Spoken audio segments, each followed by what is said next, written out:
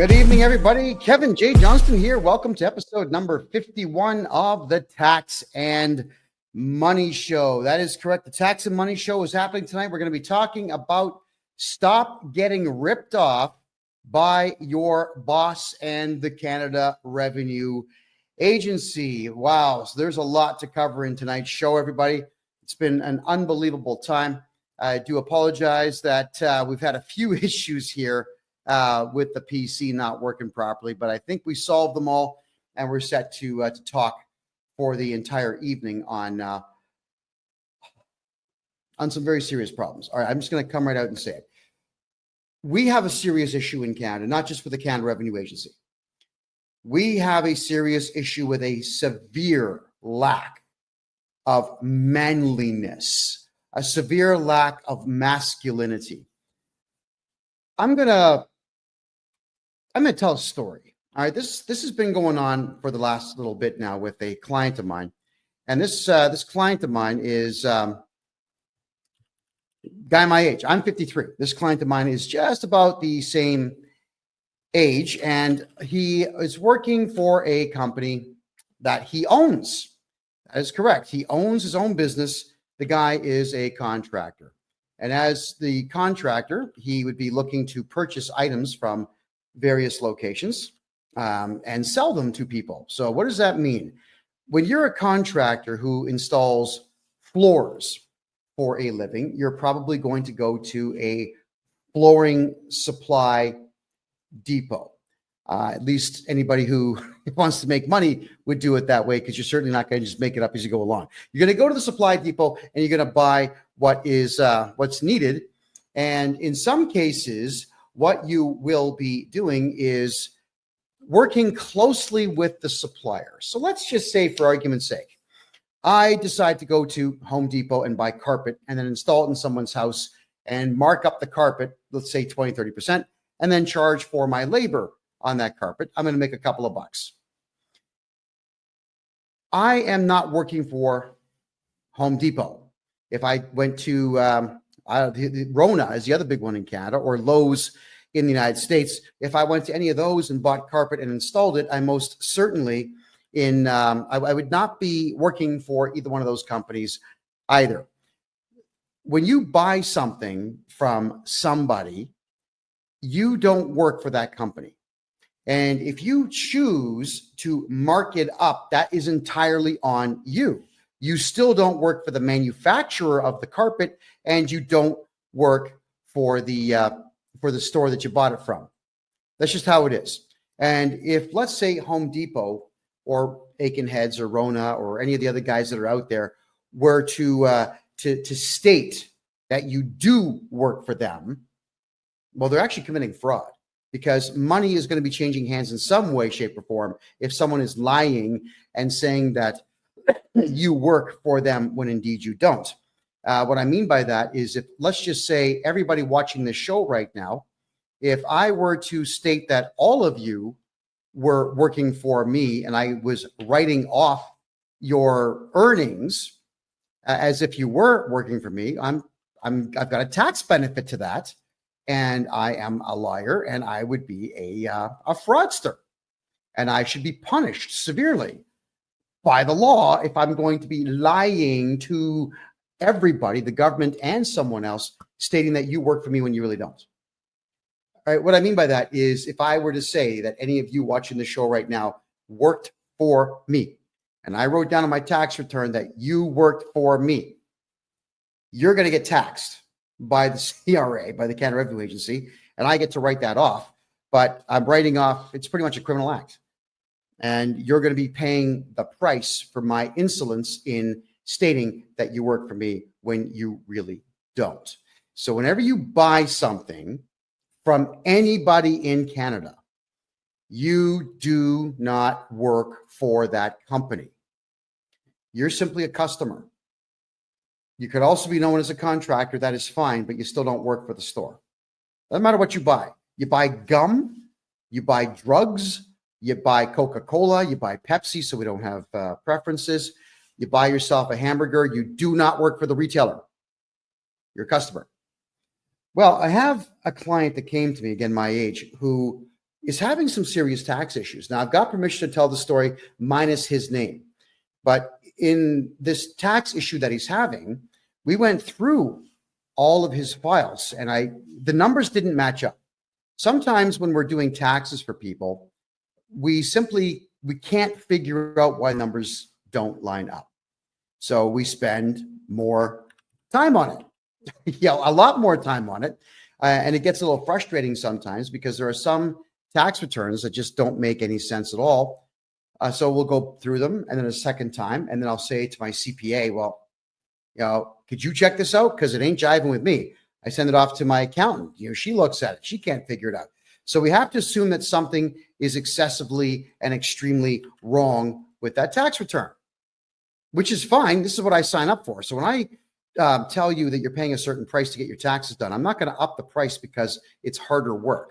That's not what I do. And I'm not complaining. This is not a complaint. I'm not saying it sucks to do extra work. I don't shy away from hard work.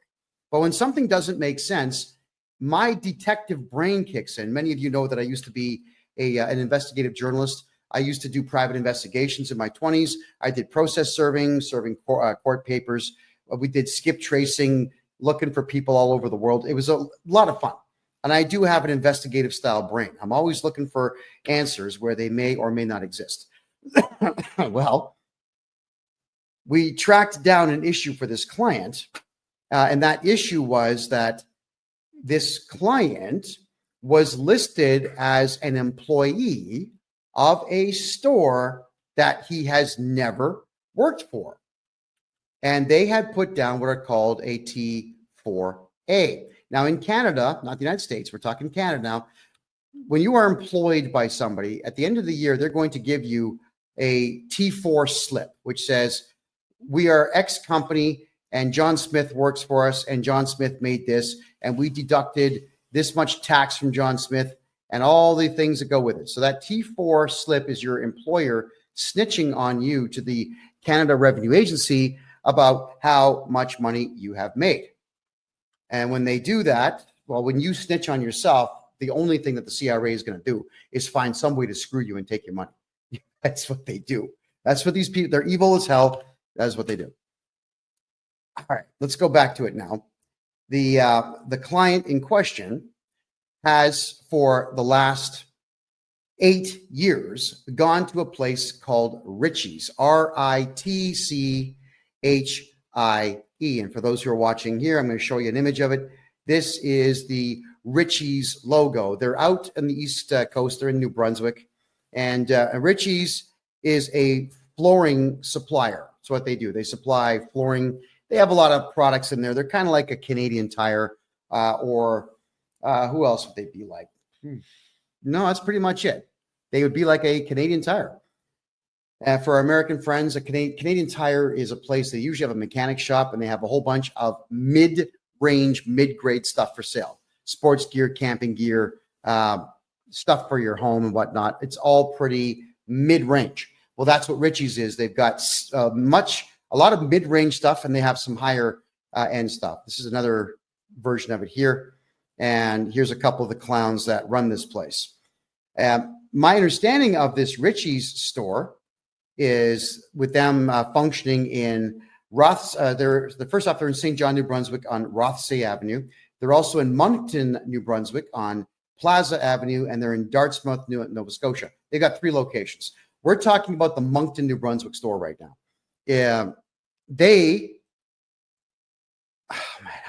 I can't even tell this story and take it seriously, It's just so irritating.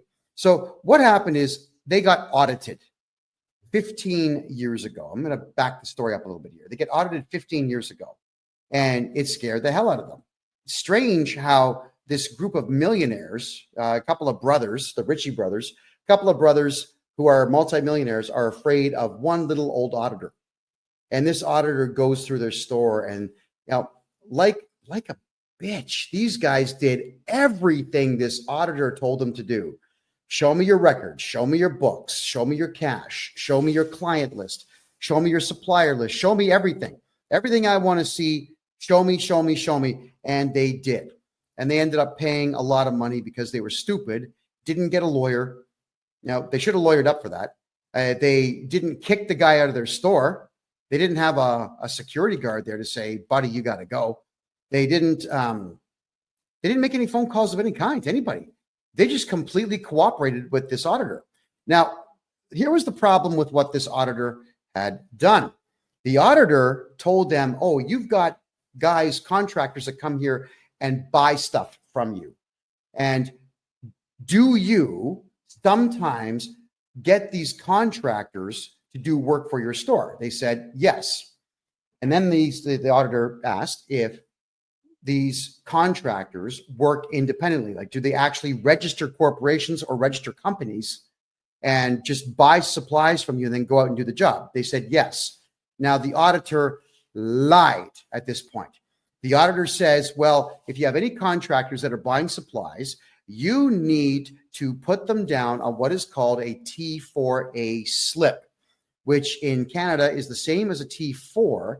And it says that you make commission. So it's your earnings. It's you snitching on yourself, saying that you make commissions. Please tax me on these commissions.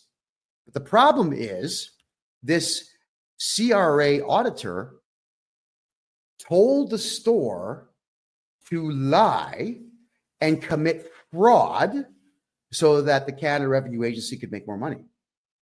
So for the last 15 years, this Ritchie's floor supply plate, cowards, absolute cowards, have been putting T4A slips out on all of their customers.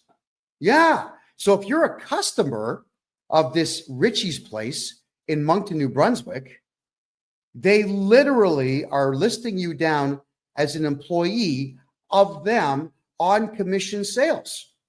So if you ever wonder why, as a purchaser of goods from this Ritchie's chain, why your tax bill is so high, it's because they're lying.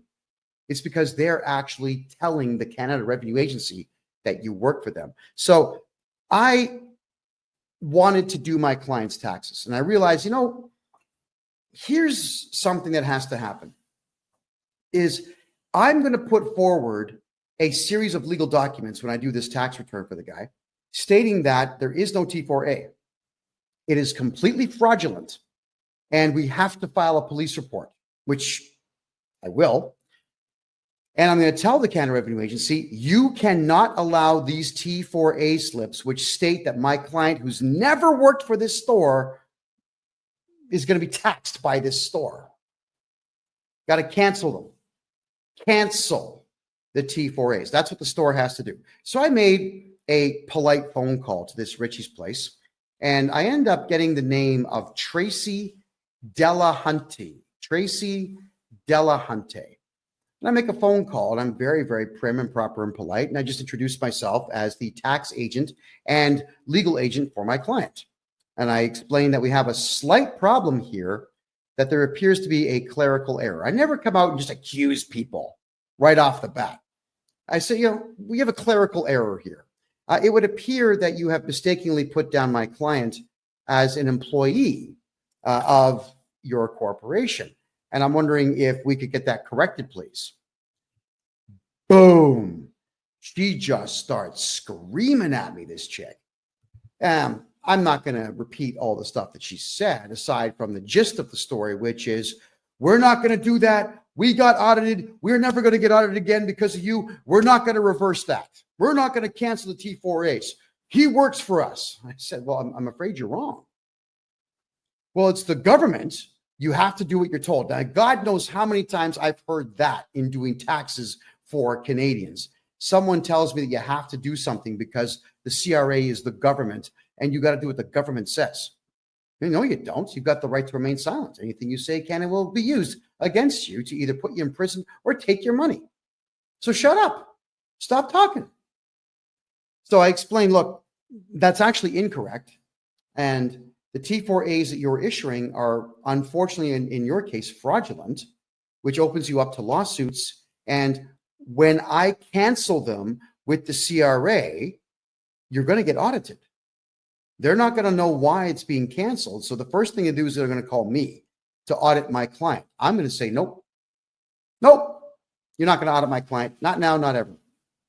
So then they'll go to the store and they'll audit you and you've already cooperated with them before, you believe that you have to, so you're going to go through another audit.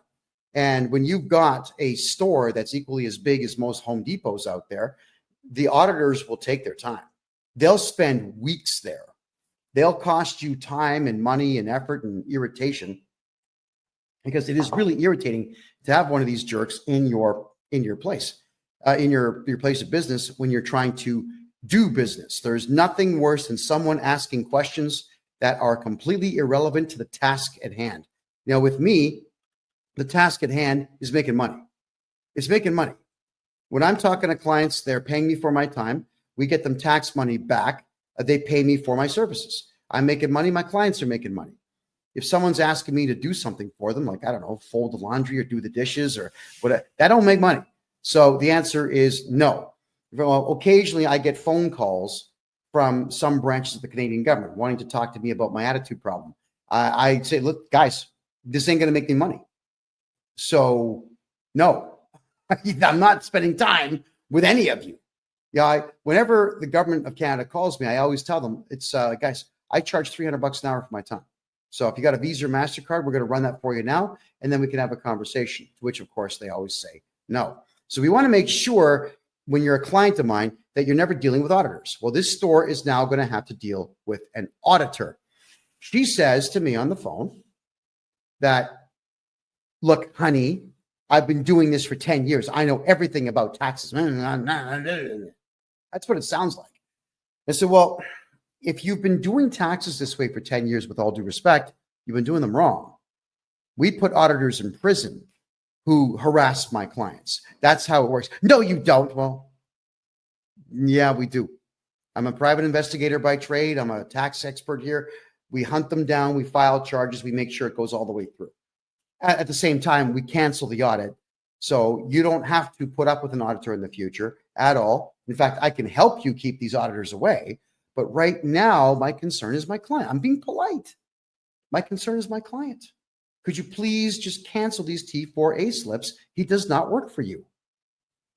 Then she pulls the same crap that every feminist out there always pulls when they are losing an argument or they have nothing further to add, but they still want to win. She says to me that, oh, you're just being too aggressive. You're too aggressive for me to talk to. I'm going to have to end this call. I said, no, you're being aggressive. I'm actually afraid of you, and I'm going to end this call. So I ended the call first. I always repeat back the words of feminists whenever they throw nonsense at me, which is exactly what she did. So you would figure at this particular point, I'm going to bypass the accountant for this company, and I'm going to call the multi-millionaire owner of the place, the Ritchie brothers. Supposedly they're men. Well, we know differently now. I call. I don't get through. I call again. And this secretary guy sounds like a teenager, poor guy. He's caught in the middle. But I could hear one of the Ritchie brothers in the background saying, no, I don't want to talk to him. You get rid of him. I don't want to talk to him. Dude, for real, it's your store. It's your company. Take the phone call. So I have to explain myself to this kid. I'm very polite. I said, please have the owners call me. The owner does not call me. The owner calls, ready for this, my client, to raise his voice to my client, to state that apparently I threatened this woman. Now, I've got it all recorded. I record every call I make, especially when I know I'm calling a potential feminist. All right, I protect myself huge with these things. And said that I threatened her and so on, and that I'm never to call their place again and so on. My client even said, look, don't call me. Kevin's my representative. Call him. But please, if you could, cancel the T4s. They won't do it. They won't do it. So I call back. And as I'm calling back, I'm getting the same runaround. So these millionaire supposed men, and let me put them on the screen for everybody to see. There we go again. These supposed men won't take a phone call from a guy on a phone. Now, it's not like I can shoot them through the phone. It's not like I'm going to stick my hand through the phone and wring their necks. It's just not how it works. All you got to do is just take a phone call and say, hey, hi, what's the beef? How can I help you? How can we help not cause any trouble for ourselves? let's figure this out. That's what men do. But we don't have men in Canada anymore. So instead, they get their lawyer to send me an email. Thinking, all right, so fine. The lawyer sends me an email and there's nothing in the email. Thinking, okay, I've got to say something here. So I write the following letter. Now, none of this is meant to be offensive to anybody. This is education. When all of you are getting screwed over by your employers doing foolish things like this, I'm showing you the process that I go through. So here's the letter, everybody. Urgent legal notice, action required to prevent a CRA audit to Adam Ritchie and Trevor Ritchie, the two millionaire supposed men running this company. Dear Adam and Trevor, my name is KevinJJohnston. I act as the legal agent and tax strategist for none of your business. I have been retained to oversee and resolve matters relating to my client's taxation and legal affairs. Upon reviewing my client's personal portfolio and taxation history, we are prepared to complete his tax filings within 2 days of resolving the current obstruction posed by T4 slips erroneously issued by your corporation. Polite, right? On January 27, 2025, I contacted Tracy Delhunty to request clarification on the existence of these T4A slips, which are obstructing my client's ability to file his personal taxes. During this conversation, Tracy volunteered unnecessary and inappropriate details regarding the inner workings of your corporation, which she did. Why is she telling me what's going on there? It's weird. Including past audits and fears of future audits, which she stated influenced her decision-making. She also incorrectly asserted that T4A cancellations were not permissible, demonstrating a fundamental misunderstanding of both bookkeeping and Canadian tax law. True story. Tracy further stated verbatim that it's the government and you have to do what they say. Now, if you've got someone like that working for you, fire them. They're useless. Suggesting a gross misrepresentation of the role and authority of the Canada Revenue Agency.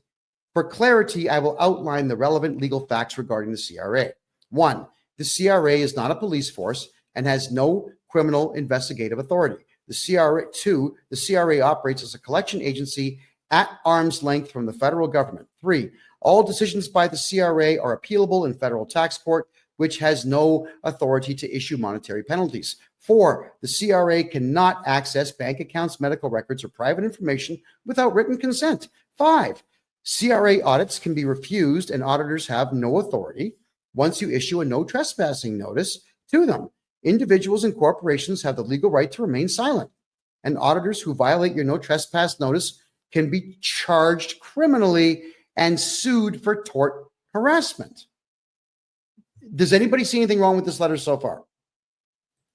To continue it, by issuing T4A slips to my client, your corporation has falsely classified him as an employee when he is in fact a sole proprietor operating under his own federal and provincial tax numbers. There is no employment agreement, record of employment, or contractual relationship between my client and your corporation that would support the issuance of a T4A tax slip. This action constitutes a fraudulent misrepresentation of my client's status and creates legal and financial complications for him. To resolve this matter amicably, I propose. All right. This letter has gone to Ritchie's Flooring in Moncton, New Brunswick, for those who are curious about that. So the immediate cancellation of the T4A slips, your corporation must cancel the T4 slips issued to my client and provide a letter on company letterhead acknowledging that the issuance was a clerical error. No big deal. This letter will be submitted alongside my client's tax return to the CRA to rectify the situation. This corrective action is legal, straightforward, and cost-free. It's free. It doesn't cost anything to fix a tax clerical error in Canada. All right? Nothing. Alternative resolution. If you choose not to cooperate, I will proceed to revoke the T4A slips on behalf of my client by submitting the necessary documentation and legal arguments to the CRA. This action will include notifying the CRA of the fraudulent classification, which will result in an audit of your corporation. Should this occur, I will provide full testimony supported by evidence to ensure that my client's legal rights are upheld. Because you got to remember, I don't care about Richie's. They're not my client. I care about my client, the nice man that pays me to do this. Let me be clear. This is not a threat, but a statement of my client's legal rights and my professional responsibilities. Additionally, I must state that Tracy's behavior has been unprofessional and unbecoming of someone in her position. If my client decides to pursue legal action for tort fraud, I have already committed to representing him pro bono, which means free. And I will represent him free of charge, because this Tracy woman, she really got my back up. I mean, most of the time, the average person has no capacity to get on my nerves. But when you've got a hardcore fundamentalist, lunatic, feminist creep who wants to shout out that her 10 years of tax experience cooperating with the CRA somehow outdoes my 40 years of experience not cooperating with the CRA, well, yeah, my back's going to be up. But what got me the most with her conversation with me is when she pulled that crap, "You're too aggressive for me to talk to." I wish we were allowed to slap people that said that, because that is just the most crass thing that you can say to someone. You may as well just admit that you're a loser and you have no capacity to debate. Surrender at that point. So here we are talking about Richie's, who doesn't want to be talked about. And I'm just getting started, by the way. So I tell them it's in your best interest and the interest of the corporation to resolve this matter promptly and correctly. Please provide confirmation of the T4A cancellations and the requested letter by February 3rd, 2025 to avoid further complications. Signed, me. All right. So again, you figure that the men, the brothers, these two names here, you've got Adam and Trevor Ritchie, Ritchie's Flooring. You figure that at this particular point, they would have the temerity, maybe, or just the bravery to contact me. You just say, look, oh man, this guy sent us a legal letter. He's accusing us of fraud. You know, why don't we call him and try to iron this out? That's the first thing I do. I try to iron it out. There's always a way to get things like this ironed out, but no, they've got stupid pride. Why? Because these two millionaire brothers apparently are beta cucks and allowed this feminist bookkeeper that they have get them in trouble. They sided with her. Fine, they're allowed to, but I'm pointing out that they're still committing fraud, whether they have silly pride or not. All right.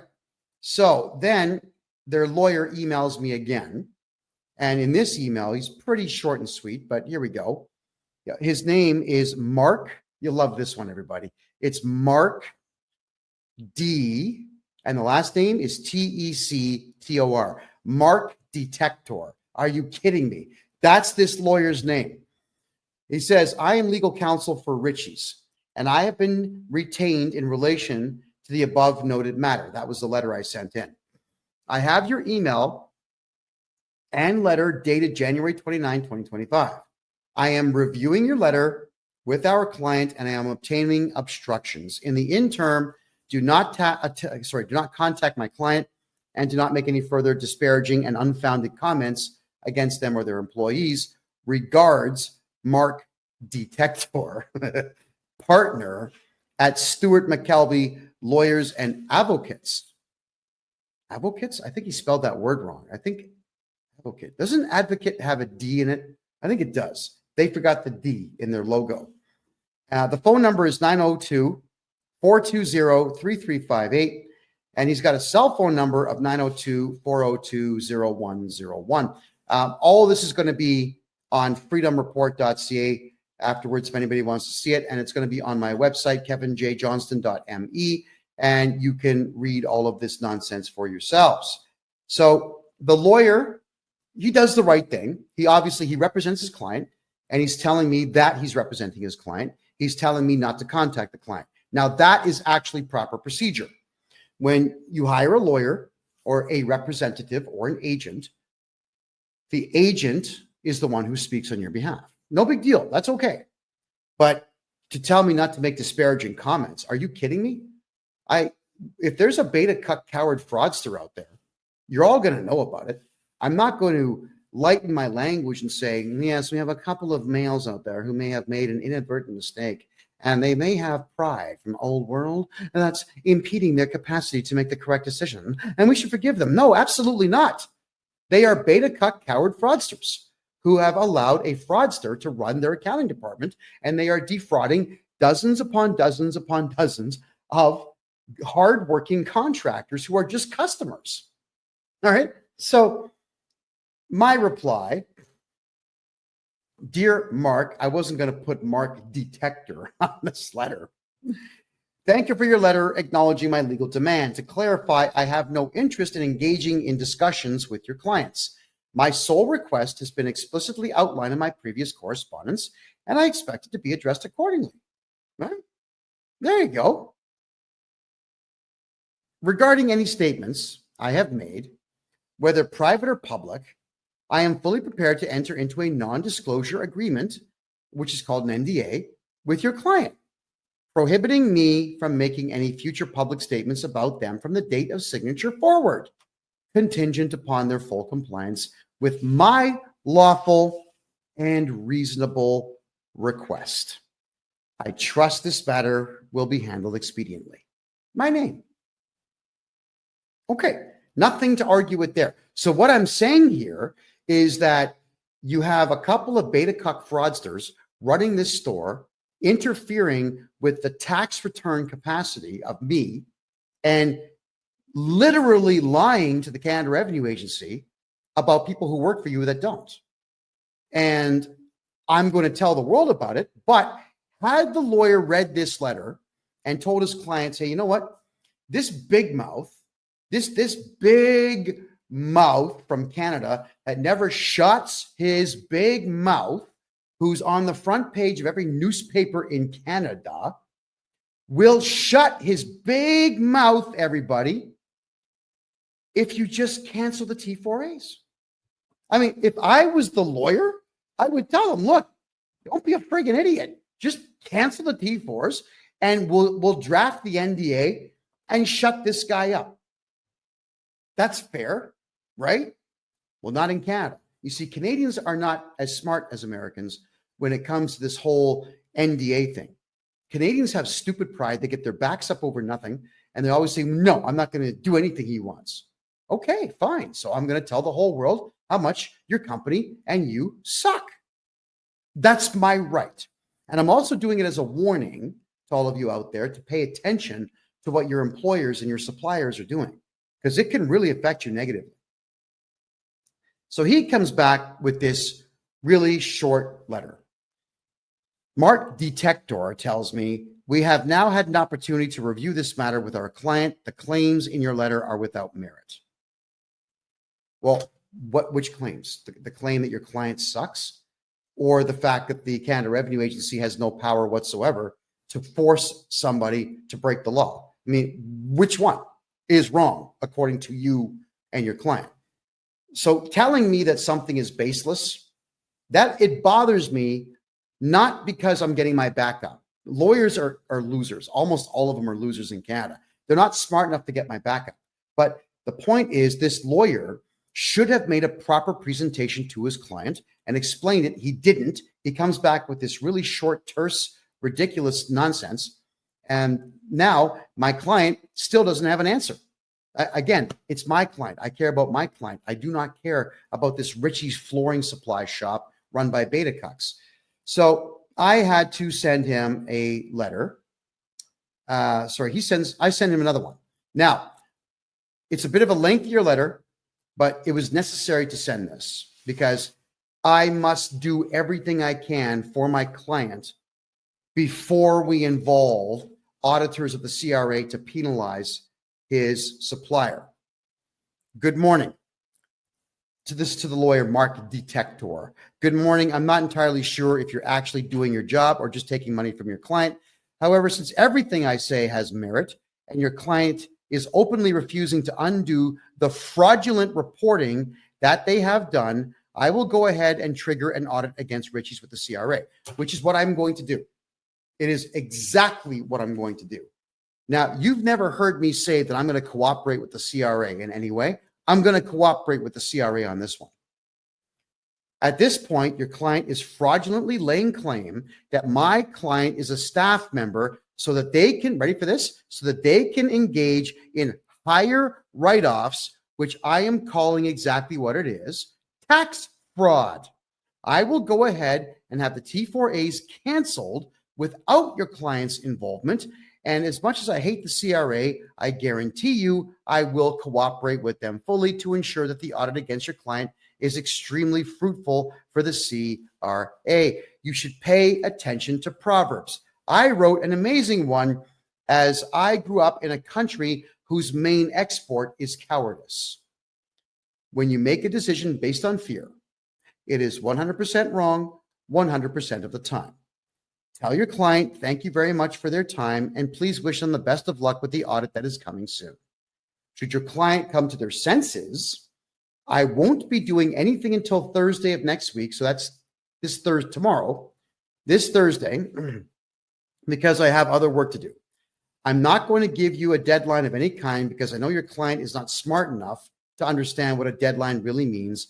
And thus you can count on this being our last communication unless you would like to talk your client into some sense and have them reverse their fraudulent way of doing business for my client only. All right? I don't care about the rest because they're not my clients. Also, without a court order registered in Bogota, Colombia, and Panama City, Panama, in those regions' proper courts, I will not be keeping my mouth shut. In fact, I plan to use your client as a case study in stupidity and an example as to why, when adults have fear, they fail. Letting you know in advance, I will ignore every Canadian court order that you get. Sincerely, me. Now, lawyers don't like it when you speak like this to them. So what does the lawyer do? He sends me a stupid letter. Here it is. Oh, not this one. It's this one. Please, mark detector again. Please see my earlier emails. Your allegations are without merit. My client reserves its rights in relation to any actions or defamatory statements you may make. First off, that's grammatically incorrect. My client reserves their rights. There you go. Not its, their. Okay, so I don't make defamatory statements. I use funny language to tell the truth. I can come right out and say, Richie's does not do business properly. That's not funny. But the millionaires who run Richie's Flooring Supply in Moncton, New Brunswick in Canada are a couple of beta cuck fraudsters who are absolutely gutless and will not take accountability for their illegal activity, and nor will they even pick up the phone when a gorgeous hunk of man looking like this makes a phone call to them to simply have them spend 5 minutes fixing a problem. My God, these guys at Richie's, this is their store one more time, right? I'm trying to understand how these guys got rich. And then I did some reading into the company, and they didn't do it. The brothers didn't do it. Their father did it. So these rich losers just got daddy's money when he died, and they're going to run this place into the ground because all they're doing is committing fraud. And they have a lawyer who's not doing his job. You know, your lawyer should really give you hell. When you're doing something stupid, it is your lawyer's job to say, look, yeah, I'm representing you, and you're this close to violating the law, so don't do it. Right? He's got to give you hell.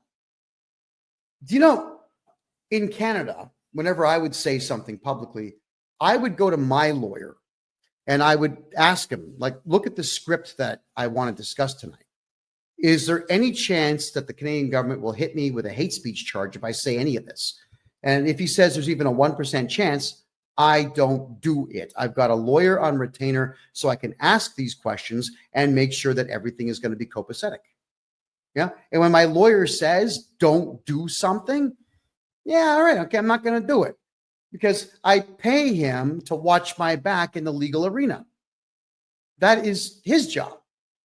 He does his job well so that I can do my job well, right? So let's continue here. With me getting such a short reply from this guy, there's the reply again. I thought, you know what? Obviously, these negotiations have completely broken down. They are not going to comply. So I'm going to go ahead and report fraud to the local authorities, and I'm going to report fraud to the Canada Revenue Agency, an institution I hate, an institution I never cooperate with at all. But because these people got my back up just a little bit, congratulations to them, I'm going to make sure that it happens. And if I need to be on the phone with the auditor, explaining everything to the auditor about these people, I am going to do so. It'll be the only time the CRA ever gets my cooperation. So I wrote a letter. Now, this one is less professional than most of the stuff I write. By my own admission, it's actually quite snarky. It was designed to be irritating because this lawyer is essentially saying, we're going to sue you for defamation if you tell the truth about our client, which I don't care about at all. There we go. So I say, dear lawyer, and I put the words without prejudice at the top of this letter, because in Canada, when you have the words without prejudice on a letter, it cannot be used as evidence in court because it's part of your negotiation to try to get to a settlement before court. That's what without prejudice means, everybody. All right, so I'm hoping that that legal term there makes sense. And by the way, nothing that I'm saying is legal advice. I am not a licensed lawyer. I'm just really good at legal documentation, and I'm really good in the courts because I've studied this stuff for 4 decades now. I hate it, but I know it. Well, actually, I shouldn't say I hate it because I like winning. I do like winning. I just hate the entire court system. But here we go.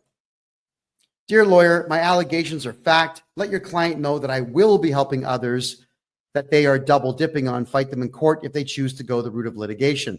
I will file a defense on any litigation your client files. I will not settle out of court. Should I lose, I will appeal.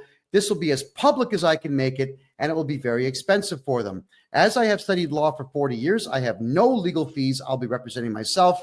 Not true for your client. Side note, pride goeth before our fall. This woman that Richie Boys hired is really going to destroy them. Let them know that they should not act on her feelings because I won't be letting this one go. I'm going to use this case as an example of how not to behave in the accounting world and how to avoid eventually meeting me.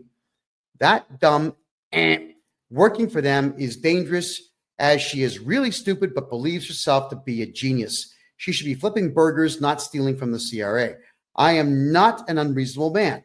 So this stupid shit ends upon cancellation of the illegally claimed T4As and possibly T5 forms for my client and my client only. When this is done, simply email me with Richie canceled in the subject line, and I will never need to communicate with you again. I will fix my client's taxes and move on. Let the Richie boys know that this can be solved with less than 30 minutes of effort, and that it will please me greatly to have this done right away. They really don't want me cooperating with the auditors of the CRA, which I will gladly do just to irritate that dumb ant they have working there. And that comes from the heart. Oh yeah, they will most likely audit them all personally when I request them to, which I will. Do what you will, Kevin J. Johnston. So these Richie's people, really, they need to grow some balls. They need to grow some sense. They need to gain a little bit of business acumen. And if you ever want to keep yourself out of lawsuits, Canada, you got to think like an American. I know all of you are saying, I hate America. Why? Why? Americans know how to do business. This type of thing would not come up in an American company. I've dealt with American companies thousands of times. And whenever issues like this pop up saying, listen, we got a problem. You're committing fraud and we're going to report you to the IRS. Like, whoa, wait a second. What's the problem?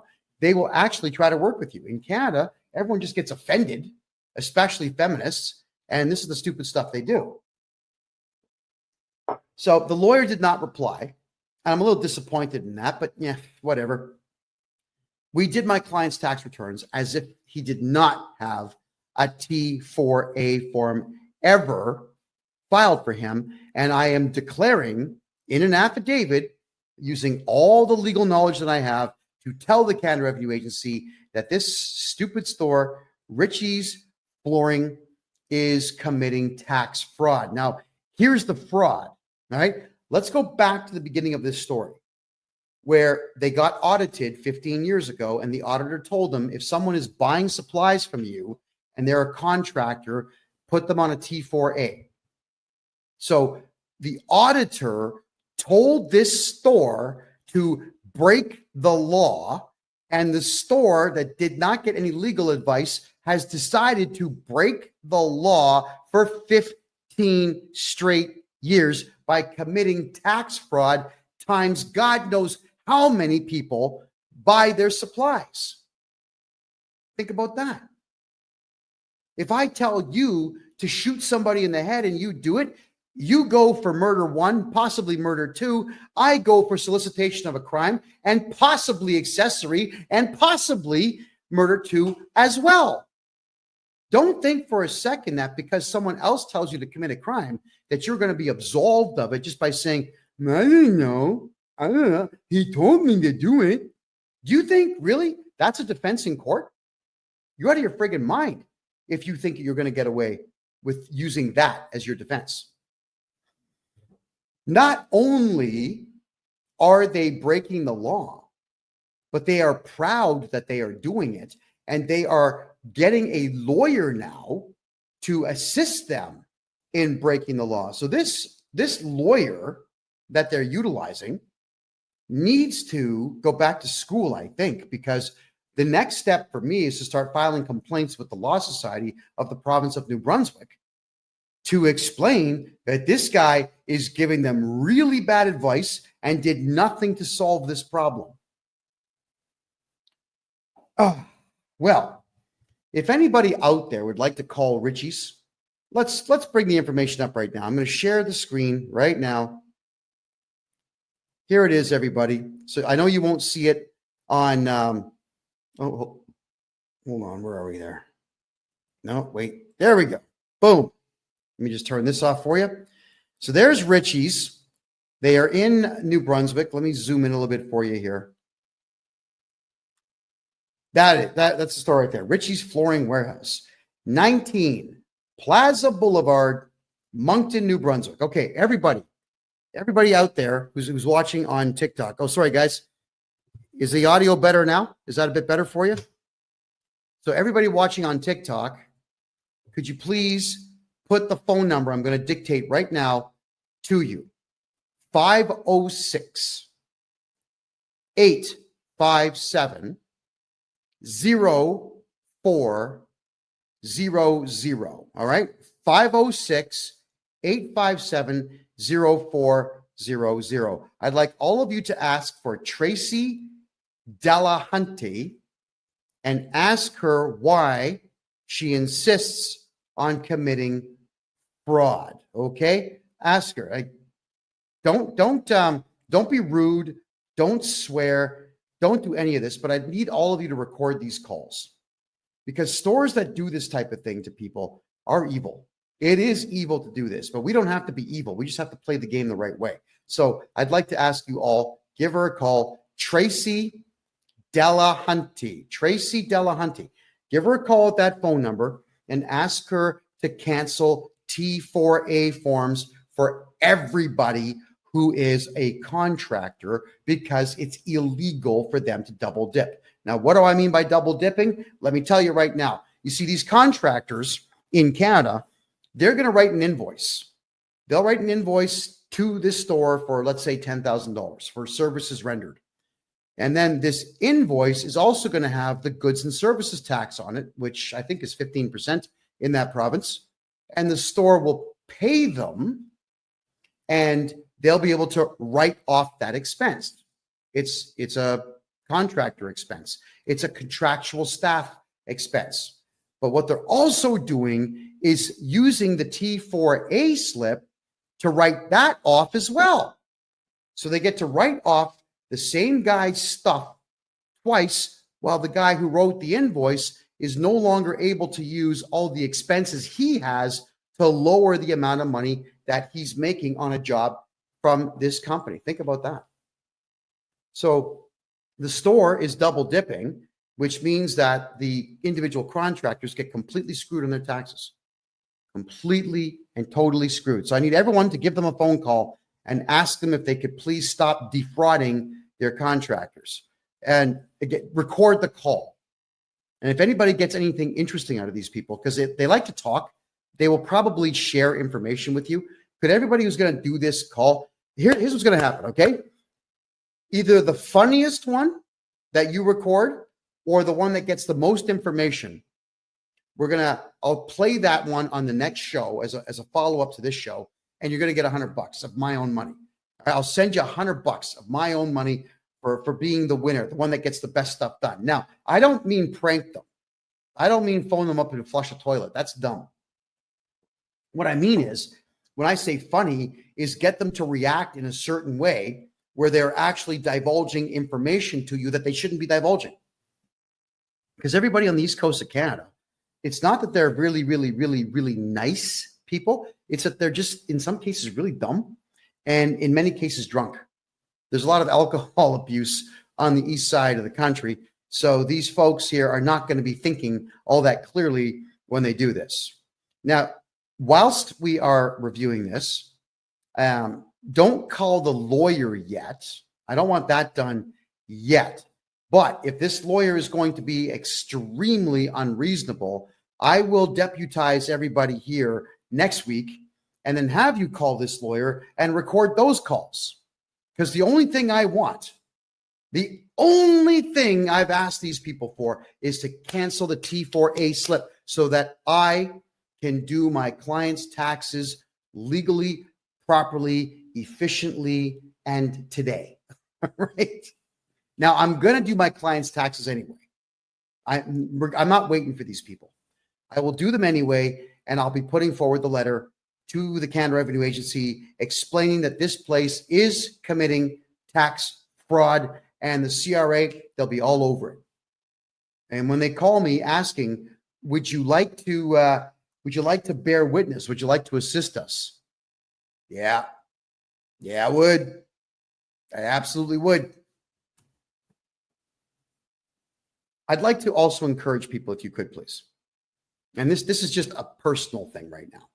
And I'm going to be taking questions very shortly, everybody. So save your questions for about 15 minutes from now. But I don't have very many pet peeves. I really don't care what people do. It's none of my business. But something that I cannot stand is bad manners when bad manners are not necessary. You don't need to be flipping off at the gums rudely for no purpose whatsoever.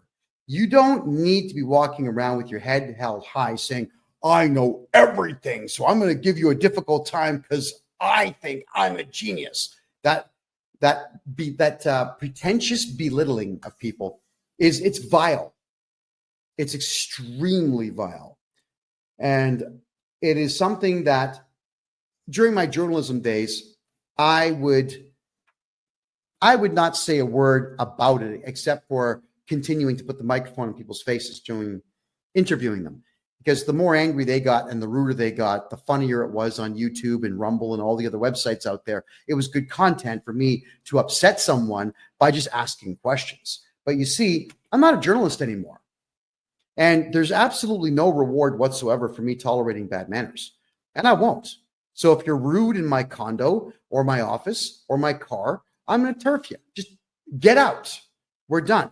If you're going to be rude on the phone or rude in a live video chat, I tolerate it if you're a client because you're paying me to listen to your rudeness, but I'm not going to tolerate it if I'm not being rewarded for it. And this group of excessively rude individuals running this store need to be punished.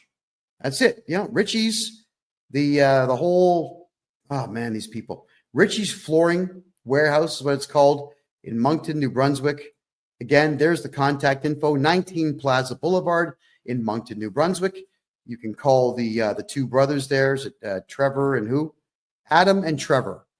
Ask for them, or you can ask for Tracy Delahunty, the excessively rude individual that started this entire fight.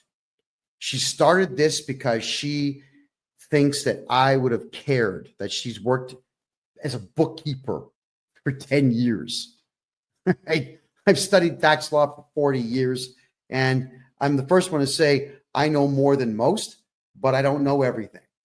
And anybody who says they know everything is an arrogant jerk, and just dust them, get them out of your life. Now, I'm going to, I know on TikTok and over here on Kick, you're not going to see this, but I'm going to explain it to you while I'm doing it. I'm going to share another screen now. And this here is me showing you just how easy it is for this store to have complied with me in the first place. Like, they're about to cost themselves a lot of money on this.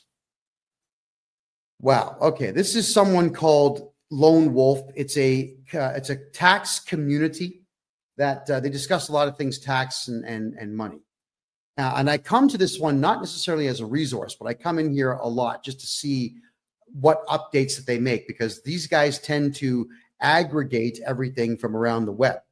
So T4 slips in Canada is what we get at the end of the year from our employers. The T4 slip will say how much money we've made. It'll tell the CRA, the Canada Revenue Agency, how much Canada Pension Plan was deducted, how much employment insurance was deducted, federal and provincial taxes, and any and all bonuses that were paid. It snitches everything on you. And the T4A is the same thing, except you don't really have a salary. It's more commissions, or I guess odd jobs that you're doing for the same company, where they want you to pay tax on what you've made. I mean, if you're a client of mine, you pay tax on nothing. I fixed that. But I'm just telling you what these forms are for the sake of education here. So now let's go to this form here, and it says to amend, cancel, or replace a T4 slip in Canada.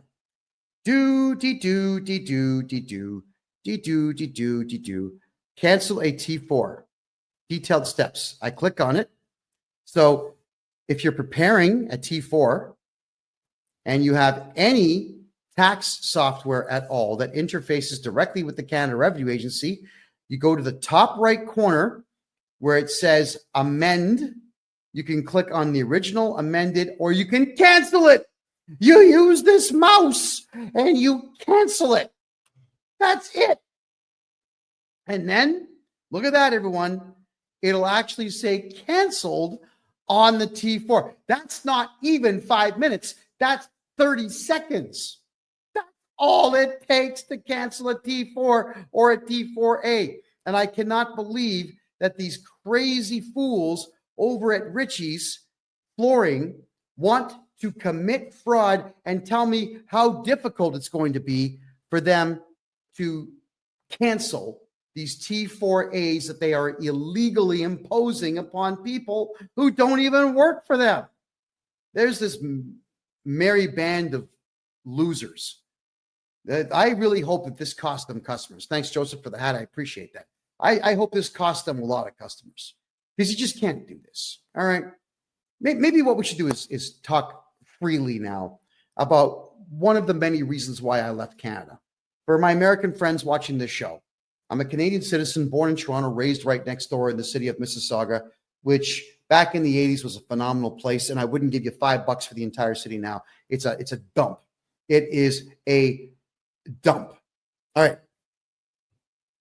I left Canada because you really cannot get anything going in Canada. It's very difficult to do business there. The taxes are out of control, unless you know me. The other problem, though, is Canadian arrogance. It's unprecedented everywhere in the world except for one other country out there, and that would be France.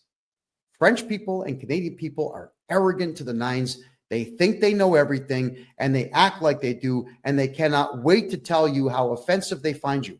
You know, that doesn't make money. It's like Canadians are afraid to make money. Yeah. I swallow my pride when there's money on the table. Yeah. When I'm not sure you guys ever saw that show. It's called Hardcore Pawn. It was that guy Les with the slick back. He's bald here. He's got slick back hair. Him and his son and his daughter run a pawn shop. I think the place is probably closed now. But in Detroit, cameras would follow crazy people going into this pawn shop, and it's just nuts the way people would behave. But this guy, Les, I loved him on the show because he always told the truth. Hey, I see money on the table. You've got my interest. I want to make a deal. And I'm the same way. There's money on the table. I want to make a deal. Oh, what's that? You're asking me to fix a clerical error so that I don't have to spend $30,000 on a lawyer? Sir, have a seat. Let me get you a cup of coffee and let's fix this clerical error. And we get it fixed. And we shake hands. And I walk him out the front door politely. Why do I want to get my back up? If I'm going to get my back up, I'm not going to make money. Right? But if I keep calm and cool and collected, I will make money. Now, one thing that Canadians suck at more than anybody in the world is customer service. Customer service is absolutely the biggest key thing. I got an incredible speech from Rob Ford. Rob Ford is the former mayor of Toronto, the big guy that he had drug problems. I mean, he admitted to smoking crack because, like, physically his body was very ill. And his maniac brother, Doug Ford, is now the premier of the province of Ontario. But Rob Ford, he gave me a big speech about customer service. And he understood it well. And the way he explained it to me was it was genius. He handed me a business card. He says, I'm the mayor of Toronto. Here's my home phone number. Okay, thank you. People would call him wanting to get something done. So he would go through every message. He had a Rolodex. He showed me all this. He had a Rolodex where he would put everybody's name in and write down the problem. He would call the appropriate people, send the city staff member out to get it fixed. He would call the person back and say, did the pothole get filled? Did your fence post get replaced? Is the electricity back on? This is what this guy would do. That's customer service. And he's a politician teaching the world about how important customer service is. It is important. Return emails, even if you don't have an answer. Make phone calls, even if you don't have an answer. Return faxes, return letters, return whatever it takes. With me, I go through my client list, and even if I don't have the job done, I just call my client and let them know, listen, we had a delay because I'm looking for some information. We put a request in for it. We're not going to have it till Thursday of next week. I'll be picking up your file Friday of next week. Is that okay? Just people want to know that everything's going to be okay. And if you are a good customer service person who actually cares about their customers, you're going to do just fine. Serve that shit out of your clients. Serve the hell out of them, because if you don't serve your customers, someone else will. The Americans get into business to make money. They are there. They're pounding the pavement. They want to make cash. With Americans, it's a complete revolution of goods. Get the goods in the store, get the goods on the shelf, put the sale price on, get them out the door, make the money, replace everything tomorrow. Canadians are, and the boxes are here. I'll do it tomorrow. Some customers in the store right now. But that's the way Canadians are. And when you're like that, you're going to lose. Just like this Richie's place is losing. And I'm going to make sure that they lose a lot, because that feminist stunt that was pulled on me, that really got inside. I don't dig that one bit. You're too aggressive for me to talk to you. Don't ever say that to me. That is the wrongest thing to say when we are in the middle of exchanging information, and all I'm asking for is for you to do one thing that's free, that will alleviate you of stress and me of stress. Just freaking do it. Don't argue with me. Because here I am telling the whole world how horrible this Richie's flooring place really is. And I'm using them as an example for all Canadians out there to understand that you cannot let people like this walk all over you. You can't. So contractors, if you're a contractor in Canada and you do any contract work at all, nobody legally can give you a T4 slip or a T4A slip saying that you work for them when you do not work for them. So if you need to, you sue them. Sue them. It's tort fraud. All right. You can ask for money for that. You can ask for additional money called punitive damages to punish them. And you can even say, Your Honor, I'd like you to charge this person with fraud. Now, you probably won't get that one, but you'll get some money. So you got to pay attention to what's going on out there, everyone. No matter what, because we are in really awful economic times, especially in Canada, because the world is a mess, because most countries in the Western world have got massive amounts of unfettered immigration, bringing in the worst of the worst from around the world who have completely destroyed our culture and our way of life and so on. I get it. Everybody's stressed out. But instead of rising to the occasion, everyone's just fighting with each other. I'm not going to fight anyone. I'm not fighting tax people out there. I'm going to compete with them by offering a better product than they do and by fighting for the rights of my client base. Just like this store should have got their lawyer to say, hey, CRA, you cannot instruct us to break the law, and we are not going to lose any customers for you. So get lost. You can say these things. You've all heard me on the phone many times talking to auditors and various employees of the Canada Revenue Agency, telling them, like, guys, you got no power. We're not going to cooperate. Don't go to my client's place. You're going to get charged. We can say these things. But Canadians don't do that. Everybody in Canada would rather live in fear than just do that one little bit of work to make sure that you're not going to be screwed over. And that is to scrutinize everything and then call the perpetrator out who's harming you. Got to do it. No one's going to do it for you. Nobody. Okay, so let's have a quick peek here at some of your questions now, everyone, because I know there's some questions here. Canada has such potential but bad leadership. That's absolutely correct. But Canada also has a bad attitude. Canadians have had it too good for too long. That's one of the biggest problems here. Country was too prosperous, way too prosperous for its own good. From 1948 to 1994, money on every street corner, money everywhere. When the rest of the world was failing, Canada was succeeding. So Canadians got way too comfortable. Decadence is not good for human beings. It's just not good. So I'm hoping that we never get to a point where we have nothing but leisure time, because human beings become worthless with leisure time. And we've seen now what's going on. Everybody's scrambling and just ripping each other off as opposed to trying to be better. All right. Is there a function for people to use with process to push forth accountability in terms of ministries?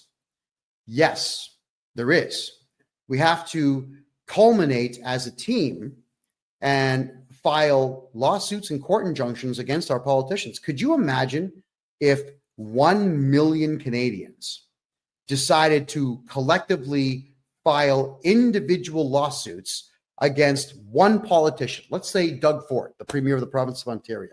If we had, there's 14.5 million people in Ontario, the province itself. What if 1 million, not even 10% of the population, filed a lawsuit against the guy individually? You'd bankrupt him just in the defenses. He'd have to spend over $100 million just filing defenses plus the legal fees. He'd be bankrupt. You could take his house, take his car, take his money. Yeah, we can do these things. There's a way to go to any courthouse anywhere in Canada and file criminal charges against these people. It's called laying up private information. Why do we not do these things as a society? No one's going to do it for you. So stand up, get off the couch, go get it done. Go do these things. Absolutely, we can. All right, I'm going to have a quick peek here at some of your questions. Okay. Am I live? Yes, I'm live. It is currently 10:15 p.m. Eastern time on the 18th of February. Thank you so much for asking. I see some questions here now in the Rumble room. Boris N65, you just ordered a 60-minute call. Excellent, Boris. You should be able to log into Calendly and pick your date and your time. So we'll be talking soon, I'm sure. We got there. Real MGTOW. Kevin, have you guys been able to clear up your tax backup? Yeah. I mean, our tax backup is, we'll call it under control. We have a backup of, say, 2 weeks, but that's standard during tax season for any accounting company. We developed a brand new software package that's going to blow your mind, everybody. Imagine this. Well, actually, let's just work with the real numbers. No, so I'm going to do this for everybody right now. Let's do this right now. I'm going to bring up the income tax calculator. This is a website called Wealth Simple. I'm not even sure what they do, but it's a handy little toy to play with. All right. I know that you're not going to see it on TikTok or on Kick, but I will state what it is that I'm doing here. So let's turn this off. If you have a look here in the province of Ontario, if you make $100,000 a year, the federal tax is $14,000. The provincial tax is $6,986. Canada Pension Plan and EI, which is employment insurance, ends up being $5,105. So on 100K, you're losing $26,136. Now, what bothers me about this is when a corporation is filing taxes, what they've got to do is they have to take the CPP, the Canada Pension Plan, and the employment insurance, and they have to match that. That's right. So for every employee that you have making 100K, you have to match the Canada Pension Plan 100%, and you have to match the employment insurance by 140%. Wow. So the rough number, if you look at it right now, the rough number is going to be about $5,800 per person per year that you have to spend for nothing. It's infuriating is what it is, because the Canada Pension Plan is going to be empty by 2032. And EI, I don't know if any of you have ever tried to get employment insurance, but I can assure you, you're not getting it. So why are you paying into it? Oh, yeah, so that third world invaders can get money for free to the tune of $5,000 a month. No, thank you. Not interested. So what we do now is we've got a payroll company in place, and the payroll company, we charge no fee for this. And I mean no fee whatsoever. We're going to do your payroll for you. So let's say your pay cycle is absolutely every week. On Wednesday, what you'll do is you'll jump on our website and you'll put in, like, you'll have drop-down boxes, John Smith, Steve, Richard, Paul, all these people in there. You put down what they made. It'll work out the CPP. It'll work out the EI. It'll work out the provincial and the federal tax. And it will tell you how much to pay us so that we can pay your staff member. All right? But you don't pay the matching on the CPP and the EI. You don't give it to us. We will pay your staff what they are owed, and then we will issue T4 and T4A statements at the end of the year to your staff member. And here's the other cool part. Your staff no longer work for you in this business model. They work for my company. So if you've got to fire somebody, I'm actually renting this person back to you for $1 per year.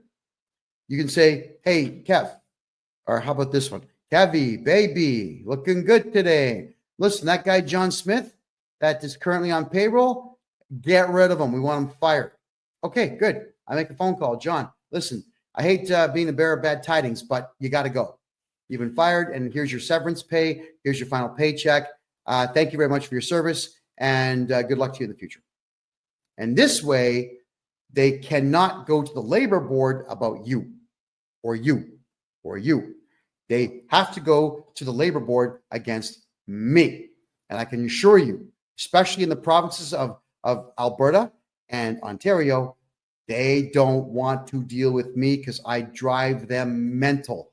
I make phone call after phone call after phone call. We make offers, we make deals, I retract them, I make them again. I say stuff that doesn't make any sense. I'll send them in some cases. I'll go to deepseek.ai and I'll ask it to create a nonsensical email to do with my big toe up to 1 million words in length, please. And it'll do it. So I copy this 1 million word story about my big toe, which I'm sure is really not that interesting to read, and I'll copy and paste that in there.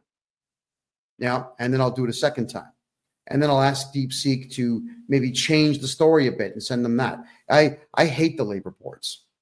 So you want someone like me watching out for you, not breaking the law in any way, making sure that the law cannot be used against you because all the onus is on me.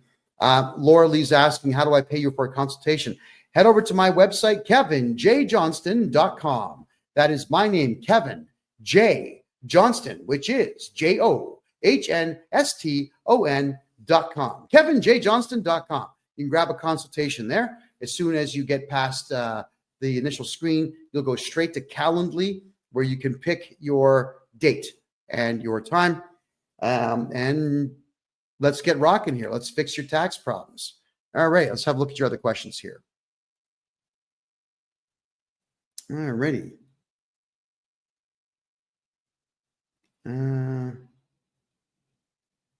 All right, guys, I don't really want to get into politics. All right, so for everyone who's asking me about politics, I'm staying out of it. I did my last political show on the first Tuesday of 2025. I don't care anymore. I had a lot of fun. I did a political podcast for 7 straight years. And we cost a lot of politicians a lot of money. I thoroughly enjoyed my time. But I'm a tax guy now. I'm enjoying taking money away from the Canada Revenue Agency and giving it back to the people. So don't call me Robin Hood because I don't look good in tights. Just call me, I don't know, call me a hate-filled maniac for hire, because I am, when it comes to these CRA people, I am a maniac. I can't stand them. I hate them with all my heart. So I go to town on these idiots, and they don't like it. And they typically back down because they have absolutely nothing that they can do to stop me from doing what I do best, and that's irritating people. And my mother always used to tell me, son, you could irritate Jesus. Now, and when I said thank you with a big smile on my face, that was not the response she thought she was going to get. But that is a compliment, and it is extremely true. What's the best province in Canada for business? Suppose it's like, well, what are you doing? If it's prostitution, it's British Columbia. If it's drugs, it's Quebec. If it's drugs, the second place one would be Ontario. If it's drugs, third place would be British Columbia. If it's drugs, fourth place would be Alberta. But if you're looking for which province has an economy that's growing, the only one is the province of Alberta in Canada. All the other ones are shutting down. Everyone's leaving. Everybody is leaving. Yeah. I do taxes for people in Quebec. And Quebec is unlike every other province in the country that works on admiralty law. Quebec works on civic law. And civic law means that the province can do whatever it wants. And they do. They do whatever they want, which means the province of Quebec has their own provincial taxes, which are ridiculously high in comparison to the rest of the country. And they've got such ridiculous rules about property tax and whatnot that nobody in Quebec is making money. So everyone's leaving. They're all going to Alberta. But if you're in Quebec and you want to do business in Quebec, what I would recommend is you contact me. I'll open up a numbered corporation or 2 or 3 for you in Ontario. You can still do business in Quebec, but just make sure that all your invoicing goes through the Ontario corporation. You don't want the province of Quebec being involved in your business. Filing a provincial tax return in Quebec is really stupid because they will not leave you alone. Not ever. They are ridiculous individuals. Am I still active in opening offshore accounts in Panama to protect people's money? Si, oui, Absolutely. Of course I am. I adore doing it. We've opened bank accounts now for well over 100 people, and they're all doing quite well. They're all quite happy with it. The answer is yes. All right. What do you do if CRA launched assisted compliance programs for a 2022 farm loss? I don't know what the assisted compliance program is, but what I can say is if you're running a farm, you should be losing money on paper. And that is what I do best. I make sure you lose money on paper. Your farm should lose money for 10 straight years on paper. So if anybody out there is on a farm or owns a farm and you want to get all your tax money back on that farm for the last 10 years, get a hold of this guy right here. Okay. That is what I do. Am I in Toronto? Hell no. I was born in Toronto. I was raised right next door in Mississauga, but I despise Toronto. I don't like the roads. I don't like the architecture. Anything after 1960, I can't stand the architecture. I mean, the left wing nut jobs destroyed that place. And look at the mayor that you've got in there now. Olivia Chow is a Chinese communist, essentially a spy for communist China. And when I saw her dancing almost completely naked in some feather outfit to show the world how sensitive she is to the far left politics, I'm thinking, yeah, Canada, the only thing that's going to save you is revolution. A violent overthrow of your government is the only thing that'll save it. When you've got that type of trash in charge of the biggest city in the country. And when I say biggest, I mean biggest by a lot. It is more than double the size of Montreal, which is the next biggest city. Double the size. You can't have trash like that being the face of your city. But Canadians, you voted for her, and you're not throwing her out. So for me, the odds of me stepping foot inside of the city of Toronto again are zero. Zero. Unless, I know it's a joke, but I'm kind of partially serious. Unless some Kazakhstani terrorists showed up and said, hey, we got this nuclear weapon here. Here's the key. The battery still works. Would you like it? I say, well, sure. Just make sure that you can ship it to Front Street in Toronto, right? Beautiful. And I would clack it. I'd set the timer for 3 hours. I'd leave town. I know exactly what hill I would go to watch the mushroom cloud go up and just smile. I don't even smoke, but I'd crack out a stogie and I would just watch. I hate Toronto. I loved it as a kid. It was an incredible place in the 80s, even up to the early 90s. Now, it's just a dump. It is a dump. It doesn't matter that it's got big screen TVs everywhere. What does that matter? All it's doing is selling you stuff that you don't need. It's not like there's jobs in Toronto. It's not like it's a place you invest and make money.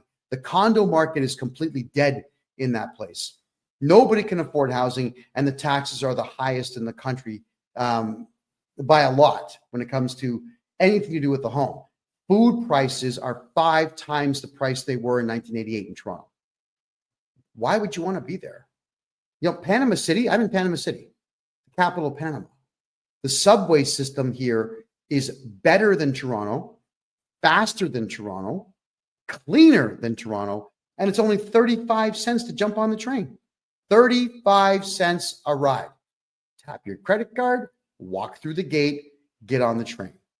No violence, no strung out drug users sleeping there, no homeless sleeping in there, nobody picking on you, no one throwing things at you, nobody crapping in the corner. There's none of that nonsense here. You pull that stunt in Panama, the cops will work you over. You know what I love about the cops here is that they actually are really pleasant people until you screw up.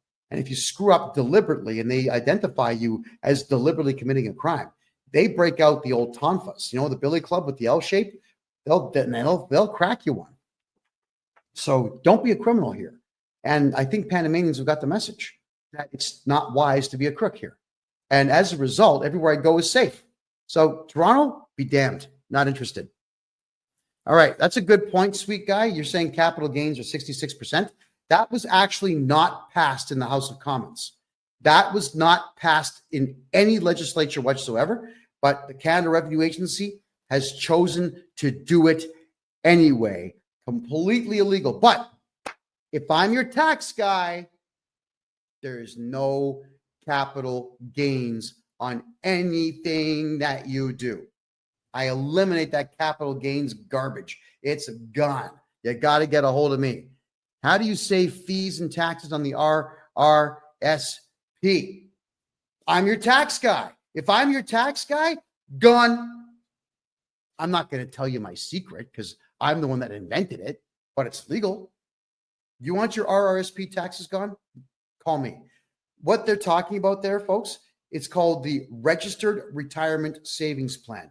This was something that every TV network and radio station in the country before the internet was pushing on Canadians. I know because I fell for it too when I was a teenager, where they say, put some money into it every year, you get a tax break. And you can take all that money out when you retire. But what they didn't tell you was they'll tax it 48%. So you're just deferring taxes to your senior citizen years when you actually need the money the most. Yeah. And the other worst part of it is, everybody, is that the government tells you that it's for your own good. And that's the part that bothers me the most, is that they're taking 48% of your retirement savings plan from you and telling you this is for your own good. It's good for you that we're doing this. You're coming close to retirement age. You've worked 60 years to have nothing. And now we're going to take 48% of what you've made, and it's good for you. No, it's not good for you. And I will get you back 100% of all of your RRSP contributions, so long as it used to be just the last year. I can go back 3 years now and get those for you. So get a hold of me if you want that money back. Do I have an office in Toronto? Yes, actually I do. My criminal lawyer and my corporate lawyer are in Toronto. So if you need to drop something off at one of my offices there, let me know. But I don't come to Toronto. God, man, no. Oh, God, I hate that city. No, you won't see me there. You'll see me in places like Seattle, Calgary, Bogota, Panama City, Mexico City, Cancun. You'll see me in not Port-au-Prince. I'm sorry. What's the other one? The capital. Oh, Nassau, the capital of the Bahamas. You'll even see me in Trinidad and Tobago. You'll see me in all these places because there's money in the cities I've just mentioned. But Toronto, nope. Keegan's asking, can I get your calendar link? Yeah, just my name, KevinJJohnston.com. KEVIN, middle initial J, last name Johnston, KevinJJohnston.com. Get a hold of me there, please. And the calendar link is all yours to pick yourself a time. Okay, Sweet Guy says, I'm 65 and I've watched many of the major metropolitan cities just deteriorate to absolute garbage. Correct. So have I. That's why I want nothing to do with Vancouver, Toronto, and Montreal anymore, which is a shame because those were three amazing cities in the 80s, even the 90s. They were fabulous places to be. Now, no, forget it. Can't talk me into it. Is Panama safe for kids? Yeah. It's a very safe place, especially if you're a gringo.